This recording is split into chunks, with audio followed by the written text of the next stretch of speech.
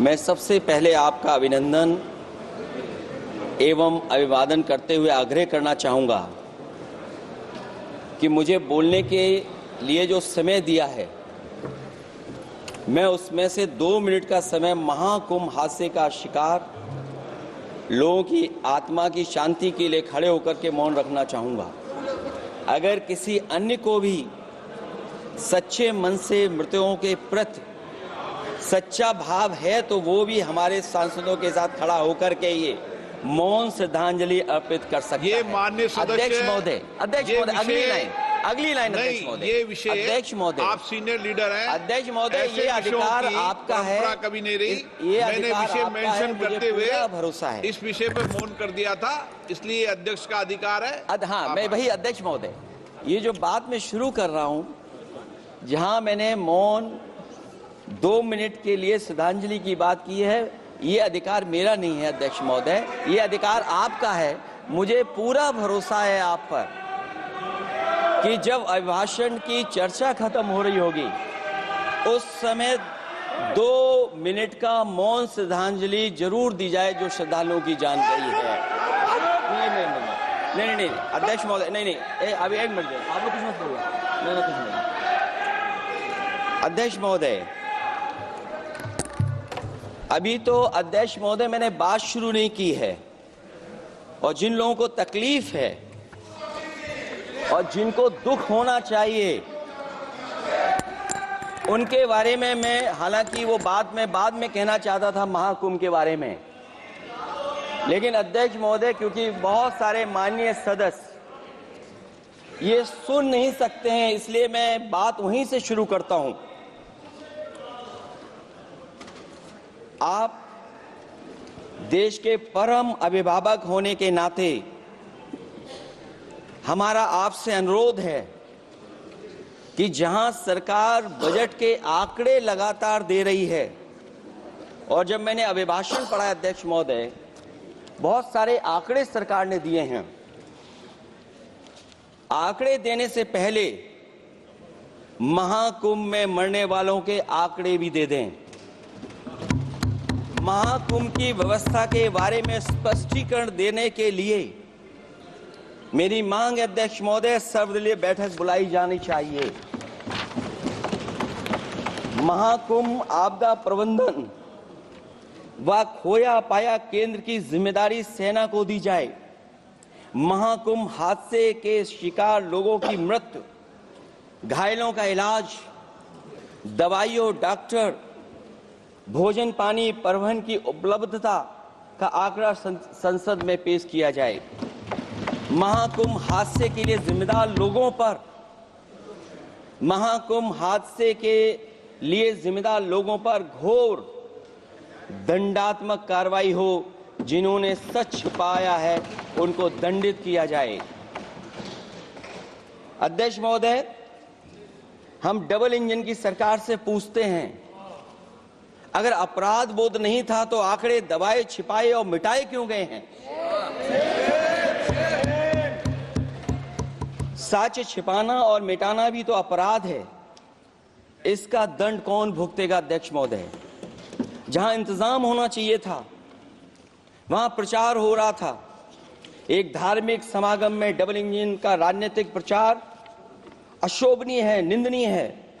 इतने बड़े हादसे के बाद कम से कम अब तो वो होर्डिंग उतरवा देना चाहिए। अध्यक्ष महोदय, महाकुंभ की जो तैयारी हुई, जो हम लोगों ने जाना वहां पर, महाकुंभ न केवल 144 साल के लिए ये कहा गया, बल्कि ये भी कहा गया कि पहली बार धरती पर इस तरह का डिजिटल और जो आधुनिक चीजें हैं, टेक्नोलॉजी, उसका इस्तेमाल कर करके महाकुंभ होने जा रहा है। सीसीटीवी, ड्रोन, लाइव स्ट्रीमिंग के आधार पर जिनका दावा था कि वो डिजिटल कुंभ करा रहे हैं, वो मृतकों की डिजिट नहीं दे पा रहे हैं। एक तरफ तो जो लोग डिजिटल डिजिटल डिजिटल अध्यक्ष महोदय कहने को थकते नहीं हैं, लेकिन जब कुंभ में इतना बड़ा हादसा हो गया है तो यही सरकार डिजिट नहीं दे पा रही है। हमारे अपने लोग मारे गए हैं, जिसमें परिवार का हर रिश्ता दिवंगत हुआ है। किसी की माता, किसी के पिता, किसी की बहू, किसी की बेटी, किसी का भाई बहन, चाचा चाची, बच्चों के आंकड़े तो अभी तक नदारद हैं। खोया पाया केंद्र ही लोगों को तो नहीं मिल रहा है, जो खोया पाया केंद्र था उसको भी लोग पा नहीं पा रहे, ढूंढ नहीं पा रहे। अध्यक्ष महोदय, कुंभ कोई पहली बार नहीं हो रहा है। कुंभ का आयोजन सदियों से होता आया है। हमारे पौराणिक और हमारे इतिहास के दस्तावेज ये बताते हैं कि समय समय पे जो भी सरकारें रही होंगी, जिसका भी राज रहा होगा अध्यक्ष महोदय, उसने महाकुंभ या इस तरह के कुंभ का आयोजन किया है।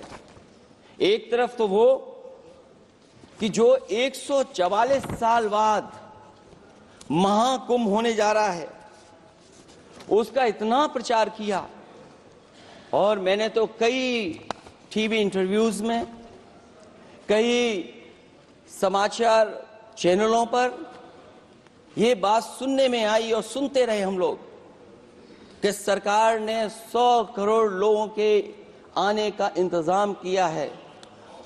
और अगर 100 करोड़, अध्यक्ष महोदय, अगर ये बात गलत है तो मैं रिजाइन आपको देना चाहता हूं।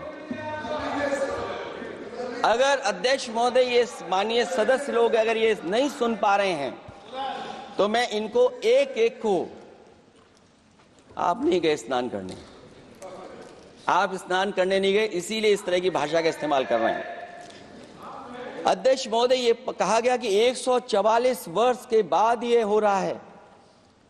जहां तक मेरी समझ और जानकारी कहती है, जो एस्ट्रोनॉमी और एस्ट्रो चीजों को समझते होंगे वो ये स्वीकार करते होंगे जो भी कुंभ होता होगा वो 144 वर्ष के बाद ही होता होगा।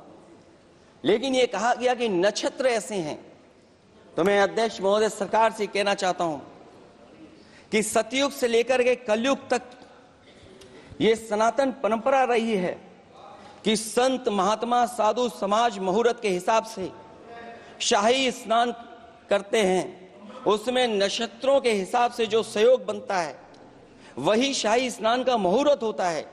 लेकिन भाजपा के राज में ये सनातन परंपरा टूट गई। पहले सरकार ने संत समाज को शाही स्नान रद्द करने का आदेश दिया, जिससे अनादिकाल की सनातन परंपरा टूटी। और फिर जब देश भर ने ये बात उठी, देश भर में ये बात उठी, तो उन्होंने हादसे को छिपाकर फिर से आदेश दिया कि अखाड़े शाही स्नान करने जाएं। इससे सरकार ने पावन मुहूर्त के स्थान पर अपने मनमाने समय पर स्नान कराने का आदेश दिया। बात उस दिन या तिथि की नहीं होती है, बल्कि निश्चित मुहूर्त काल की होती है। ये सनातन परंपरा तोड़कर इन लोगों ने अच्छा नहीं किया। और ये क्या परंपरा टूटी है कि नहीं टूटी है, मैं समझता हूं अध्यक्ष महोदय मुझसे बेहतर सामने वाले ज्यादा जानते होंगे इसके बारे में।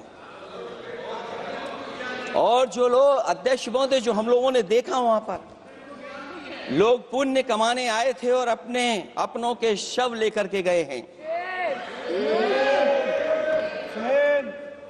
चमत्कारी करिश्मा तो ये हुआ है, श्रद्धालुओं के शव मिल गए थे, पर सरकार स्नान करने वाले मरने वालों की बात स्वीकार नहीं कर रही थी। और इससे ऊपर ये बात जो वहां पर और हुई,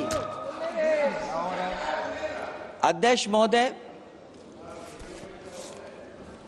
जब ये जानकारी हो गई कि कुछ लोगों की जान चली गई, लाशें हैं जो मोर्चरी में पड़ी हैं, अस्पताल में पड़ी हैं, उसके बाद सोचिए सरकार क्या कर रही है।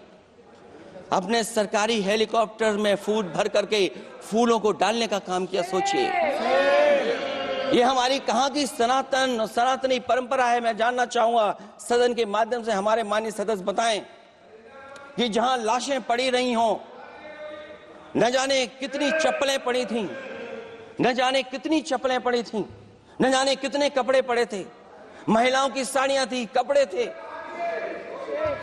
लेकिन उनको कैसे उठाया गया? उन सबको उठाया गया जेसीबी मशीन से, ट्रैक्टर की ट्रॉली से, उनसे उठा करके कहां फेंका कोई नहीं जानता, लेकिन जब उनको लगा कि वहां से बदबू आ रही है तो यही सरकार के लोग छिपाने लगे हैं। यही आपका महाकुंभ का आयोजन था, और हर बात को छिपाने के लिए न केवल ये लोग मीडिया का सहारा ले रहे हैं, मीडिया का सहारा लेते लेते सुनने में आया है कुछ दबाव और कुछ स्वीटनर भी दिए जा रहे हैं जिससे उनकी खबरें बाहर ना आ जाएं। और अगर अध्यक्ष मोदी ये बात सब गलत है मेरी, अगर ये बात सब गलत मैं कह रहा हूं, तो अभी तो नेता सदन को अभी भाषण देना है। और मैं ये बात और कहना चाहता हूं, आप अपने तरफ से जानकारी कर लीजिएगा। हमारे उत्तर प्रदेश के मुख्यमंत्री जी ने शोक नहीं प्रकट किया था। जब देश की राष्ट्रपति और प्रधानमंत्री जी ने शोक प्रकट किया, उसके बाद 17 घंटे बाद सरकार ने स्वीकार किया। अध्यक्ष मोदी, ये वो लोग हैं जो आज भी कोई सच्चाई स्वीकार नहीं कर सकते। इनका रास्ता क्या है मैं नहीं जानता हूं, कहां ले जाना चाहते हैं। लेकिन जब अध्यक्ष महोदय मैंने अभिभाषण पढ़ा है राष्ट्रपति महोदया का, तो वही पुरानी बातें कि 12 करोड़ शौचालय बन गए हैं, 10 करोड़ गैस कनेक्शन हो गए हैं, 80 करोड़ लोगों को राशन दिया जा रहा है, 25 करोड़ लोगों को मिडिल क्लास में शामिल कर दिया गया, न्यू मिडिल क्लास में शामिल कर दिया गया। 80 और 85 को अगर हम जोड़ दें अध्यक्ष महोदय 105 करोड़ हो गए। बच्चों को और जोड़ दें तो सरकार अध्यक्ष महोदय किसके लिए काम कर रही है, किसके लिए काम कर रही है? अगर 80 को राशन दें, 25 को न्यू मिडिल क्लास में जोड़ दें, 105 करोड़ हो गए। और जो बाकी बचे हमारे देश की आबादी जिसको 140 करोड़ बता रहे हैं, उसमें कम से कम बच्चे कुछ तो संख्या होगी, आधी आबादी की संख्या होगी। अगर उसको हम बाहर निकालें तो आगे आज सरकार किसके लिए काम कर रही है? वही बात पुरानी सुनने को मिलती है कि राष्ट्रीय मिलिट्री स्कूल बन गए हैं, राष्ट्रीय मिलिट्री स्कूल जिनमें बालिकाओं की भर्ती शुरू हो गई है। अध्यक्ष महोदय, ये एक बता दें जो नया इन्होंने 10 साल के अंदर राष्ट्रीय मिलिट्री स्कूल खोला हो। और कंफ्यूज मत होना, राष्ट्रीय मिलिट्री स्कूल कौन से होते हैं, सैनिक स्कूल कौन से होते हैं, ये कंफ्यूज मत होना। 10 साल में सोचिए अध्यक्ष महोदय, एक भी नया राष्ट्रीय मिलिट्री स्कूल नहीं खोला है। अगर खोला हो तो सरकार जरूर बताए।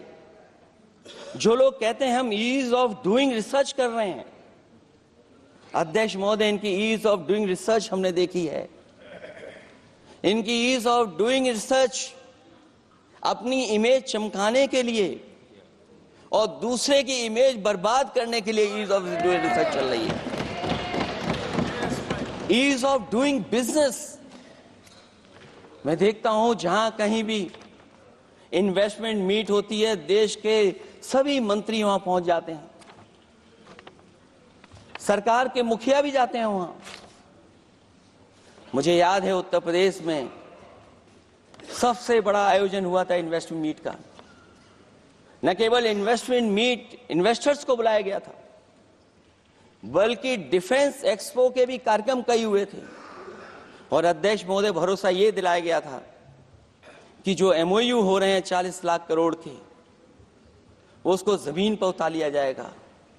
मैं इन्हीं डबल इंजन की सरकार से जानना चाहता हूं कि जो 40 लाख करोड़ के एमओयू हुए उसमें कितना जमीन पर यह सरकार उतार पाई है। कहीं ऐसा तो नहीं है कि सरकार के डबल इंजन आपस में ही टकरा रहे हों। अब तो जो खबरें हम लोग पढ़ते हैं, न केवल इंजन टकरा रहे हैं अध्यक्ष महोदय, अब तो डब्बे भी टकराने लगे हैं। सुना है क्योंकि दिल्ली में चुनाव है, आप इंजीनियर की डब्बा हैं, ये हमारे पुराने माननीय सदस्य हैं, आप हम एक हैं, बस जगह अलग बदल गई। जिस विभाग के मंत्री हैं वो हमारा ही काम है, आप लोग अच्छा नहीं कर रहे हैं। अध्यक्ष महोदय, दिल्ली का चुनाव है तो मैंने राष्ट्रपति जी के अभिभाषण में सुना कि यहां पर मेट्रो की जो दूरी है वो दुगनी कर दी गई है, पटरी दुगनी कर दी गई है, एक्सपेंशन हो गया है इतना। अध्यक्ष महोदय, मैं स्वीकार करता हूं दिल्ली का चुनाव है, एक्सपेंशन की बात करेंगे, लेकिन कभी आपने क्यूटो का नाम सुना है? आपने वेनिस का नाम सुना है? मैं अध्यक्ष महोदय आपके माध्यम से, जिसको क्यूटो बनाने के लिए सपना देखा गया था, 10 साल पूरे हो गए हैं, अभी तक वहां पर मेट्रो की शुरुआत नहीं कर पाए हैं। और अध्यक्ष महोदय, मैं ये बात इसलिए कह रहा हूं, अध्यक्ष महोदय मैं इसलिए बात कह रहा हूं कि जिस समय समाजवादी सरकार थी, जितनी भी मेट्रो आज यूपी में चल रही हैं, सब की सब समाजवादियों की देन है, एक भी आपकी देन नहीं है। और इस समय पर मैं याद करना चाहता हूं, उस समय देश के प्रधानमंत्री मनमोहन सिंह जी को जब मैं पहली बार मुख्यमंत्री बनकर के उनसे मिलने गया था, मैं बहुत सारे उनके काम उत्तर प्रदेश के लेकर के गया था। आज वो हमारे बीच नहीं हैं, लेकिन कम से कम उन्हें इसी बात से याद कर रहे हैं, जो जो मैंने काम उस समय दिए थे, एक एक काम उस समय के प्रधानमंत्री जी ने मेरा पूरा कर करके, और उसका परिणाम ये हुआ है अध्यक्ष महोदय, और उसका परिणाम ये हुआ है कि आज उत्तर प्रदेश में जितनी भी मेट्रो चल रही हैं, चाहे वो लखनऊ की हो, कानपुर की हो, आगरा की हो, नोएडा की हो, ग्रेटर नोएडा को जोड़ रही हो, दिल्ली को जोड़ रही हो। और अध्यक्ष महोदय, जिस समय उद्घाटन हुआ था दिल्ली से नोएडा को जोड़ने वाली मेट्रो का, उस समय देश के प्रधानमंत्री एक विदेश के बहुत बड़े उनके साथ बैठ करके गए थे उद्घाटन करने। वो अगर किसी ने काम किया था पूरा, तो नोएडा अथॉरिटी और समाजवादी सरकार ने, उसमें आपकी देन कोई नहीं थी। ये बात मैं मेट्रो की इसलिए कर रहा हूं कि जो लोग दिल्ली में मेट्रो बना रहे हैं, वो बनारस में मेट्रो क्यों नहीं बना पा रहे हैं? और दिल्ली का विकास अपने आप हो जाएगा, बस ये जो भारतीय जनता पार्टी की दिल्ली वाली सरकार है वो हस्तक्षेप करना बंद कर दे। अध्यक्ष महोदय, रिवर लिंकिंग का कार्यक्रम कुछ दिन पहले प्रधानमंत्री जी ने किया।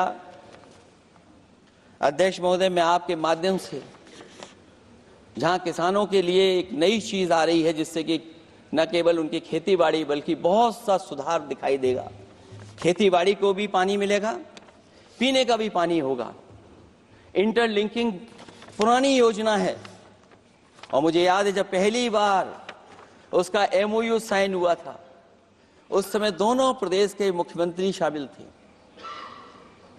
लेकिन जब उद्घाटन हुआ है तो दोनों के प्रदेश के मुख्यमंत्री वहां से गायब थे। और वो कारण अगर जानना चाहोगे तो वो कारण भी बता दूंगा अगर आप कहोगे तो। जहां इंटरलिंकिंग हो रही रिवर की, ये अच्छी योजना है। 40,000 करोड़ रुपए आप खर्च करने जा रहे हैं। लाखों लाख जमीन उत्तर प्रदेश और मध्य प्रदेश की सिंचाई के लिए शामिल हो जाएगी, लोगों को पीने का पानी मिलेगा। लेकिन जिनकी जमीन जाएगी, उन किसानों को, गरीबों को क्या सरकार मदद कर रही है? लैंड एक्विजिशन मैंने भी की एक समय पर, और मुझे याद है अध्यक्ष महोदय, जब मैंने लैंड एक्विजिशन किया था, उसमें भारत का ये लैंड एक्विजिशन एक्ट नहीं आया था। मैंने किसानों से बातचीत की थी और किसानों से समझाया कि ये योजना से, परियोजना से क्या लाभ होने जा रहा है। वहां के किसान तैयार हो गए, और उसका परिणाम ये था कि 21 महीने में देश का सबसे बेहतरीन एक्सप्रेसवे और जमीन एक्वायर कर करके हम लोगों ने बना करके दिखा दिया। और जब उद्घाटन हुआ था तो उसमें भारतीय वायुसेना के विमान सुखोई और मिराज को उतार करके हम लोगों ने उद्घाटन किया था उसका। ये बात मैं इसलिए बता रहा हूं, जिस हाईवे पर देश के प्रधानमंत्री उतरे थे और उद्घाटन के बाद प्रधानमंत्री जी के पीछे पीछे कोई चल करके आया था। वो हाईवे भी अगर किसी ने डिजाइन किया था तो समाजवादी सरकार का डिजाइन था, वो भारतीय जनता पार्टी का डिजाइन नहीं था। और अगर इनका डिजाइन होता तो उत्तर प्रदेश में कोई नया हाईवे ऐसा बना करके दिखाएं जिससे हवाई जहाज उतर जाए। नहीं तो मैं मानूंगा कि आप जो कह रहे हैं कि आधुनिक इंफ्रास्ट्रक्चर बनाना चाहते हैं, आपकी परिभाषा क्या है आधुनिक इंफ्रास्ट्रक्चर की? और ये बात में जो इतनी घुमा फिरा के कह रहा हूं, वो बात में लौट करके उसी पे जा रहा हूं। अध्यक्ष महोदय, अगर 40,000 करोड़ की योजना बनी है रिवर इंटरलिंकिंग की, तो जिन किसानों की, जिन गरीबों की जमीन जा रही है, उन किसानों को आप सही तरीके से मुआवजा, मदद उनकी क्यों नहीं कर रहे हो आप? अध्यक्ष महोदय, मैं इस अभिभाषण के माध्यम से जब सदन में जवाब आए तो उन किसानों की मदद होनी चाहिए। वो किसानों के पास कुछ नहीं है। उसके बाद आपका जो पैकेज है, आपका पैकेज पता नहीं क्यों कंजूस बनाता है कोई, आपका पैकेज कंजूस बनाता है कोई। कम से कम आपका दिल बड़ा होना चाहिए, और इतना बड़ा दिल हो कि किसान खुशहाली के रास्ते बजाए। आपने किसानों की आय दोगुनी नहीं की, आप आय दोगुनी नहीं कर पाए हैं। कम से कम उन्हें वो मदद करने का काम करें। इसमें अध्यक्ष महोदय, मैं राष्ट्रपति जी के अभिभाषण पर पढ़ रहा था कि सोलर को लेकर के और रूफटॉप सोलर एनर्जी को, स्कीम को लेकर के बहुत बड़ी योजना और कई हजार करोड़ रुपए सरकार खर्च कर रही है। मुझे याद है जब देश के राष्ट्रपति कलाम साहब थे, उन्होंने एक प्रेजेंटेशन किया था सरकार के सामने, और प्रेजेंटेशन के बाद मैंने उनसे निवेदन किया कि अगर ये योजना मैं कर दूं तो आप क्या उद्घाटन करने आएंगे? उन्होंने कहा कि अगर ये आप कार्य योजना लागू कर देंगे तो उद्घाटन करने भी मैं आऊंगा। अध्यक्ष महोदय, उस दिन आंधी तूफान था, टेंट बिल्कुल उड़ गया था। इतना शायद पानी और बिजली का चमकना इतना था कि मैंने खुद रिक्वेस्ट की थी उनसे कि आप मत आइए, फिर कभी हम लोग कार्यक्रम कर लेंगे। लेकिन वो कार्यक्रम में आए, उन्होंने उद्घाटन किया। और अध्यक्ष महोदय, जो लोग कह रहे हैं 40,000 करोड़ की रूफटॉप स्कीम लाए सोलर की, जो मिनी ग्रिड बना करके पूरे के पूरे गांव को हम लोगों ने फ्री बिजली दी थी। फ्री बिजली उनको मिलती थी 24 घंटे, उनकी चक्की चलती थी, उनका सिंचाई का पानी का इंतजाम होता था। जब तक समाजवादी सरकार रही तब तक वो योजना चलती रही, और जैसे ही समाजवादी सरकार गई, इन्हीं के लोगों ने उसका मेंटेनेंस रोक दिया। न केवल उस गांव का जिसका राष्ट्रपति रहे उन्होंने उद्घाटन किया, बल्कि और जितनी भी सोलर की स्कीम चल रही थी, लोहिया आवास में जहां सोलर स्कीम के माध्यम से हम लोग गरीब को सोलर पैनल के माध्यम से उनको बिजली दे रहे थे, फ्री बिजली, उन सब योजनाओं को इन्होंने बंद करने का काम किया है। सोचिए, ये वो लोग हैं जो इंफ्रास्ट्रक्चर बनाना चाहते हैं। अध्यक्ष महोदय, चीन के सवाल को लेकर के कांग्रेस पार्टी के भी कुछ विचार हैं, हमारे भारतीय जनता पार्टी के लोगों के भी विचार हैं। सच्चाई ये सदन और ये देश भी जानता है, एक समय पर हम लोगों ने बहुत लाखों लाख किलोमीटर की जमीन, लाखों लाख एकड़ की जमीन हम लोगों ने खोई, और अब उसी रास्ते पर भारतीय जनता पार्टी चल रही है। अध्यक्ष महोदय, सवाल यह है, जमीन खोने के साथ साथ भारतीय जनता पार्टी स्वीकार नहीं कर रही है कि जमीन चीन ने कब्जा की है। और ये बात अगर हम लोग कह रहे हैं तो जो अखबारों में खबरें निकलती हैं, टीवी पे कभी कभी खबरें आती हैं, अध्यक्ष महोदय सरकार को कहिए कि ऐसे चैनल, ऐसे अखबारों पे एफआईआर लिखा कर उन्हें जेल भेज दो, क्योंकि कुंभ की जो खबर चलाना चाहते थे, कुंभ की जो खबर देना चाहते थे, उन कुछ साथियों पे आपने एफआईआर लिखा दी है। अगर कुंभ पर सच्ची खबर दिखाने वालों पे आप एफआईआर लिखा सकते हैं, तो फिर चीन की खबर, जो खबर चला रहे हैं, उस पर भी आपको एफआईआर लिखानी चाहिए।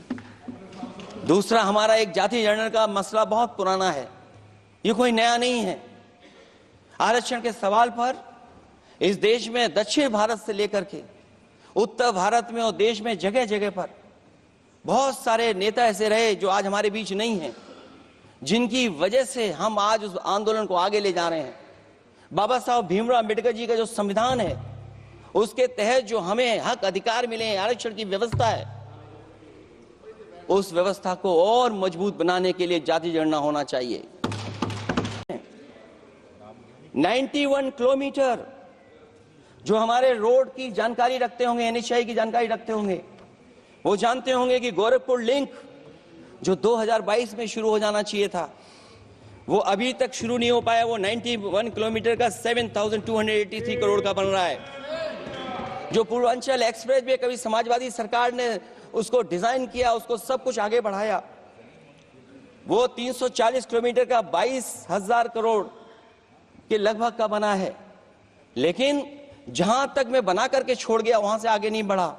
और अगर वो बढ़ गया होता तो बिहार और बंगाल के लोगों के लिए बहुत रास्ता आसान हो जाता।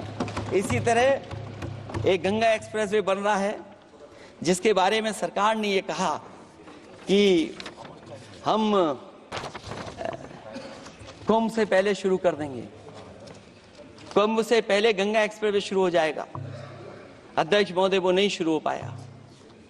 मुझे लगता है जिस रफ्तार से वो काम हो रहा है, अगला जब अर्ध कुंभ आएगा तब तक ही बन पाएगा वो। ये बातें मैं इसलिए बोल रहा हूं अध्यक्ष महोदय, क्योंकि यूपी को, बिहार को दे दिया, हमें कोई तकलीफ नहीं है। बिहार भी तरक्की करे, हम भी साथ देंगे बिहार का, कोई तकलीफ नहीं है। लेकिन यूपी में अगर कोई भी एक भारत सरकार के एनएचआई का एक्सप्रेस वे आया हो तो बता दे। एक भी कोई एक्सप्रेस वे दिया हो तब, जब देश के प्रधानमंत्री को दो बार और नहीं तीसरी बार भी मौका दिया उत्तर प्रदेश ने। मैं अध्यक्ष महोदय आपका इशारा समझ रहा हूं। बाकी अध्यक्ष महोदय भाषण में अब बजट पे पढ़ दूंगा, मेरा बाकी भाषण बजट में होगा। मैं अपना भाषण खत्म करते हुए केवल इतना कहना चाहता हूं, मैं जो मेरे सुझाव आए हैं उन सुझावों को शामिल करे सरकार, और केवल प्रचार में न रहे सरकार। अध्यक्ष महोदय, मैं अपनी बात खत्म करने से पहले जो राष्ट्रपति जी ने कहा है, मैं भी सहमत हूं उससे। मैं उनकी सब लाइनें पढ़ना चाहता हूं। जो राष्ट्रपति महोदया जी ने कहा है, मैं उससे सहमत हूं। हमारा हिंदुस्तान 140 करोड़ आबादी वाला देश है। हमारे यहाँ भिन्न भिन्न राज्य, भिन्न भिन्न क्षेत्र, भिन्न भिन्न भाषाएं हैं, परंतु एक राष्ट्र के रूप में हमारी एक ही पहचान है, हिंदुस्तान। और हमारा एक ही संकल्प है, एक ही लक्ष्य है, विकसित हिंदुस्तान। आने वाले वर्षों में देश को विकसित राष्ट्र बनाने के लिए हम सभी दृढ़ संकल्पित हैं। इस संकल्प में देश के शहीदों की प्रेरणाएं हैं, पूज्य बापू के मानवीय आदर्श हैं, और सरदार पटेल जैसी मां भारती की संतान द्वारा हमें दिलाई गई एकता की शपथ है। हमें इन प्रेरणाओं को आगे रखते हुए एकता के इस समर्थ विकसित हिंदुस्तान के संकल्प को पूर्ण करना है। आइए हम एक बार फिर एकता के संकल्प को दोहराएं और हिंदुस्तान के सपनों को पूरा करने के लिए कटिबद्ध हों।